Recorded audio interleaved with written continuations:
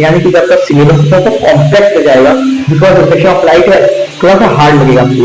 इसके बाद आपका लेंसेज आ जाएगा। लेंसेज में भी आपका अच्छा खासा पार्ट है, जो आपका शुरुआत करेगा 11th के ऑर्गेनिक केमिस्ट्री का बेसिक है। रिमेंबर दिस कि कहाँ से क्वेश्चन किस में पूछेगा, तो आपको कैसे देना है, तो इसलिए आपको प्रिपेयर रहना है। मिराज इंटरकनेक्टेड है, पीवी पैटर्न अच्छे से करना, तो आपको नेक्स्ट चैप्टर अच्छे समझ में आएगा। जो कि आपका क्या है कि आप में से जो बच्चे अभी जो ट्रैक पे नहीं है, प्लीज ट्रैक पर आ जाओ, बिकॉज आगे सच में मौसम बिगड़ने वाला है। तो देखो, सो हेलो अंडरपेंटर्स, कैसे हो आप लोग? योर कैटलीज दिया इज हियर। आप बने हुए हैं हमारे साथ मिड सीरीज में। इसके पहले वाले वीडियो आपने देखा था हीट चैप्टर का मोस्ट इंपोर्टेंट डायग्राम वाला पार्ट। उसके पहले आपने चैप्टर नंबर 4 का देखा था। उसके पहले आपने चैप्टर नंबर 1 से लेकर 3 तक देखा था। अब बारी है आपका चैप्टर नंबर 6 का, जो कि रिफ्लेक्शन ऑफ लाइट।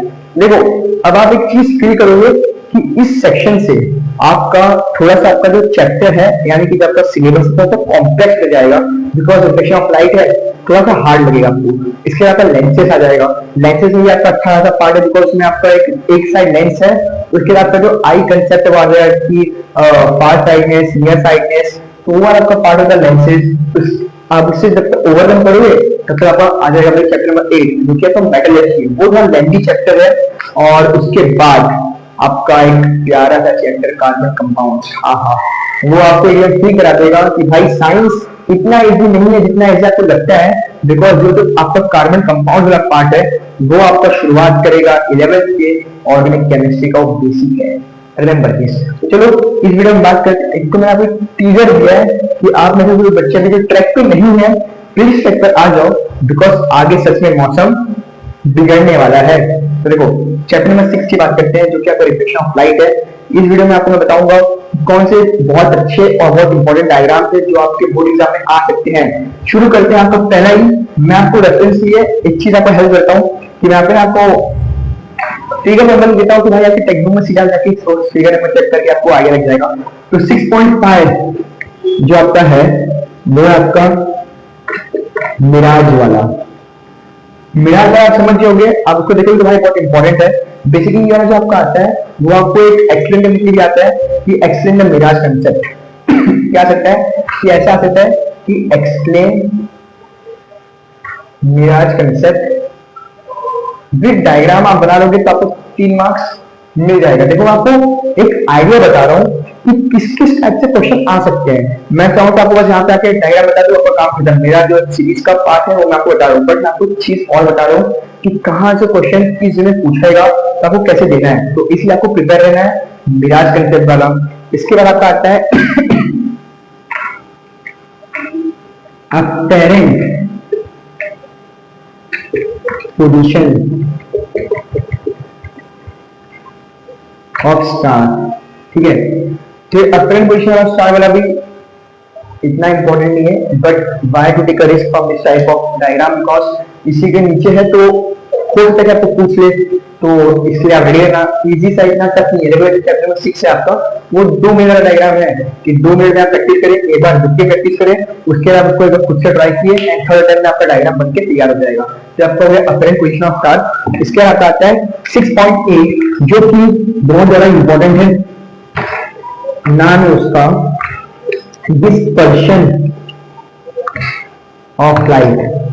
ठीक है, ये इंपॉर्टेंट है।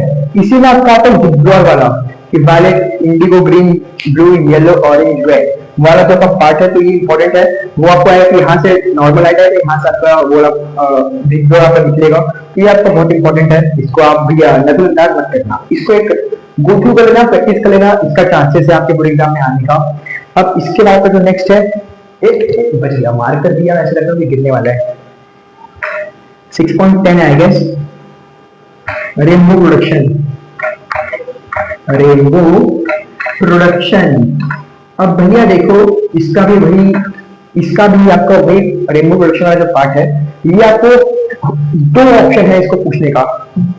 इसका दो तरीके से पूछ सकता है। तो तरीका नंबर 1 है कि आपको डायरेक्ट बोलेगा ड्रॉ करने को रेनबो प्रोडक्शन। फिर दूसरा होगा कि explain formation of rainbow. Rainbow बनता कैसे है विद प्रॉपर डायग्राम। तो भैया ये आपका बहुत ज्यादा इंपॉर्टेंट है, इसको हल्के मत लेना। और अगर आप एक ये आपको मैं बताना जो कि बहुत इजी है, और मान लो आप में से जो कोई होनहार बच्चे हैं, ऐसे तो आप सभी हैं, बट जो कि बहुत ज्यादा स्मार्ट है या ओवर स्मार्ट भी कह सकते हो, तो अगर आप अच्छे से प्रैक्टिस करके हो गया तो थोड़ा सा एक तड़का किया वो बैकअप की प्रैक्टिस लेना, जो कि आपका पार्शियल रिफ्लेक्शन वाला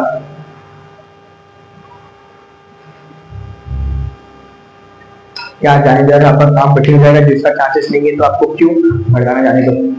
हाँ इतना करना आपका काम हो जाएगा, इसमें इसका ही इतना काम का है नहीं, या तो इम्पोर्टेंट पार्ट है। तो इतना कर लोगे तो आपका जो रिफ्लेक्शन ऑफ लाइट है इसमें से डायग्राम में क्वेश्चन आएगा तो इसमें से जरूर आएगा। बैकअप के लिए आपका जो total internal reflection of part है वो आप जरूर देख लेना। So that's all from this video.